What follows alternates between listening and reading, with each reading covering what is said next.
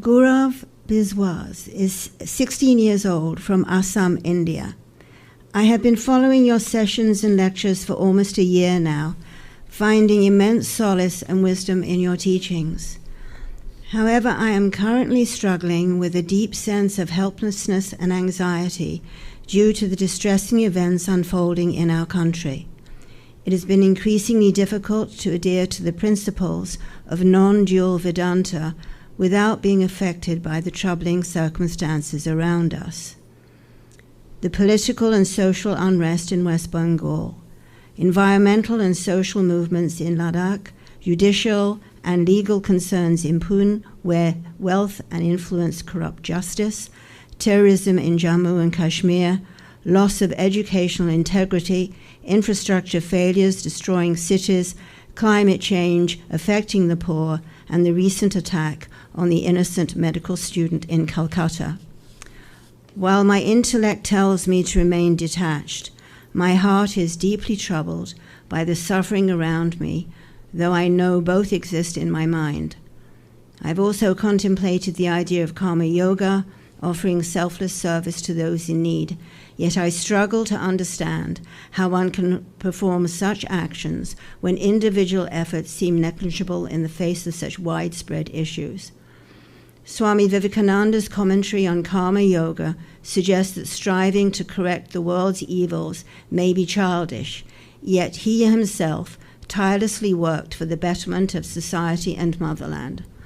So my question is, how can we practically apply the principles of karma yoga and Vedanta in order to remain unaffected by the world's challenges while still contributing meaningfully to the betterment of our motherland and the world, knowing that good and evil will always coexist?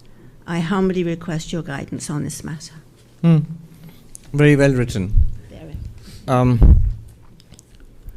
So to answer questions like this, I always refer to one book. Among the many books, there's one book on my table all the time. And that book is the annual report of the Ramakrishna Math and Mission, the general report. It talks about the hundreds of schools and dispensaries and hospitals and relief activities during flood and famine and earthquake, and the educational services, the medical services, the rural development work being done. That is the first answer to suffering. Action. On whatever scale. You might do it at your individual level, or you might do it at an organizational, national, international. What is the United Nations? An answer to your question. So this is the first answer. The first answer is one must do something, not just philosophical reasoning about it. But then, as he has noted, even if you do it, he said the individual efforts are negligible. No, individual efforts are not negligible.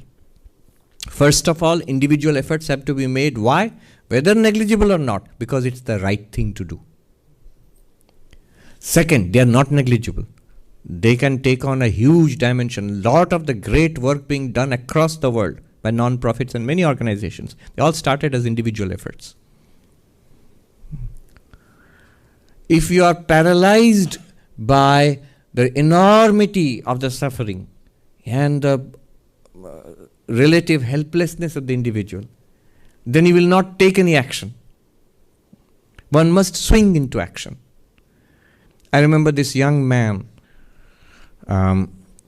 he takes care of 5,000 plus children who are underprivileged. Many of them are orphans and so on and so forth. And a lot of other work he does, tremendous amount of work in India. How did he start? He was a graduate of the top business school in India, the top engineering school and business school in India. All his friends went on to multinational jobs in various countries in India and abroad. And he said, somebody asked him, how did you decide to do this work, this tremendous work which you are doing? He said, I didn't. I couldn't decide what to do with my life. And then he said, this is the intelligence of the approach. He said, if I can't decide what to do with my life, I thought, let me think, what is it that I don't want to do with my life? So do I want to do a job like my friends, earn a lot of money, travel the world? Not particularly. Do I want to be an academic like my professors? Not particularly. And then he said, one day he saw these children playing on the pavement outside in the street. He said, these children need me right now. And I must do something for them. And he took action. He straight away took those children, took a small room on rent, and started working to pay for them to take care of those children. Tutoring other students and getting some money. That's how he started, with 3 kids. Now more than 5,000 kids. There are 2 interesting points here. First of all, I asked him, how do you get money? For 3 kids, you could tutor other students and take care of 3 kids. But for 5,000 kids, he said, now I don't ask for money at all. I believe it is Swami Vivekananda's work. If he wants it, it will continue. And it does. People and organizations across the world help me. This is one. Second question or second observation. Notice he took action. People have come to me. Plans, and plans. Projects. Somebody came to me, some big plan for the welfare of underprivileged people in Calcutta, and said, Swami, the problem is setting up seed money is necessary, and then the legal framework is necessary, and then you need backing from the corporates, the politicians, or whatever. I said, nonsense, you don't want to do it. And then I gave the example of this boy, this young man, who had no idea at all how to take care of children, who had no idea at all about where the money will come from, what are the legal proceedings, what are the corporate structures involved, nothing at all. He just felt a need to help, and he started helping. And look now. Whereas you're considering the problems and you're paralyzed into inactivity. I asked him, what have that young man who had come with projects, what have you done so far? He has got some PowerPoint or something like that much. He's done nothing else. I've not actually helped anybody yet. Get out there. The doing will teach you how to do it. And start doing it. Vivekananda said, it's not from the intellect. It is from the heart. Everything begins with a feeling. Somebody asked this young man that these 5,000 kids you're taking care of, how did you get this idea? He said it didn't start with an idea. It started with a feeling. The ideas came later. And the plans came later. But it started with a feeling. Now, individual is helpless. What can one do in face of such huge suffering? This young man gave me the answer. He said, somebody asked him, where do you get motivation to take care of so many little children? He said, I have got an intrinsic motivator and an extrinsic one. The extrinsic one is, look, I started with 3 kids and became 5 and 50 and 500 and 5,000. So good. It's growing and it's all doing well. But the intrinsic motivator was, this is the right thing to do. Suppose I did not succeed. Suppose I made no difference at all. I would still do it. It's not that I will look for something else to do. I would still do it because it needs to be done. These children need to be taken care of. So I would still do it. So they see, the right thing to do. I am small and helpless. What can I do? Even if I do anything, it will still make no dent to the world. Doesn't matter. It's still the right thing to do. Okay. After having done all this is the first answer. The second answer is he himself said, good and evil will always coexist.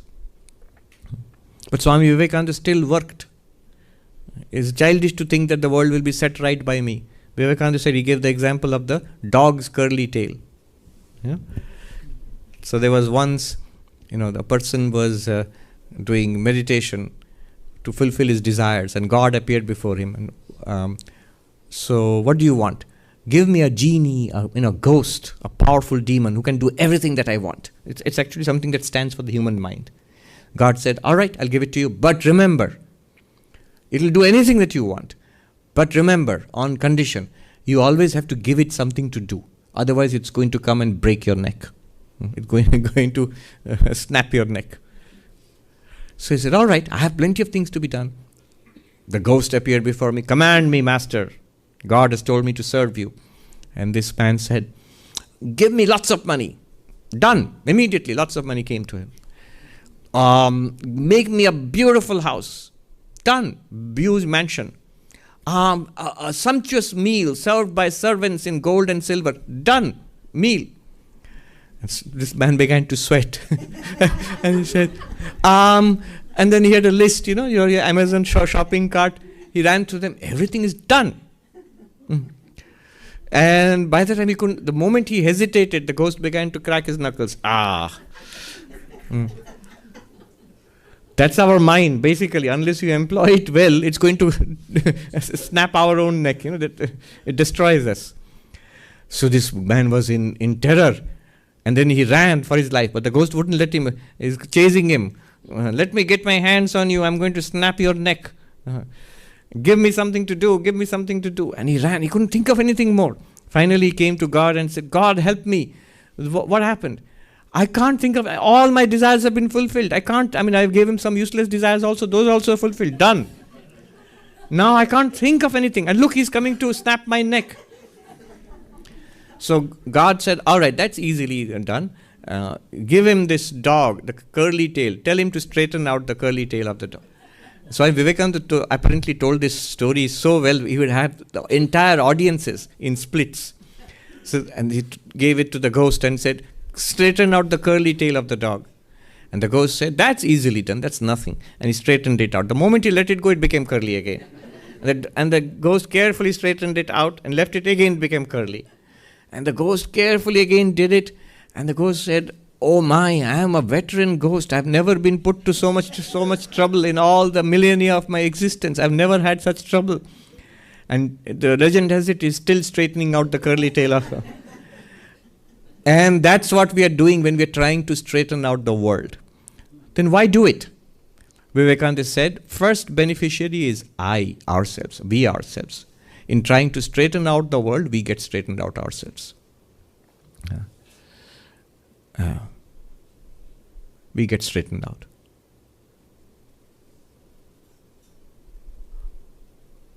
I remember this monk long ago. I was a novice.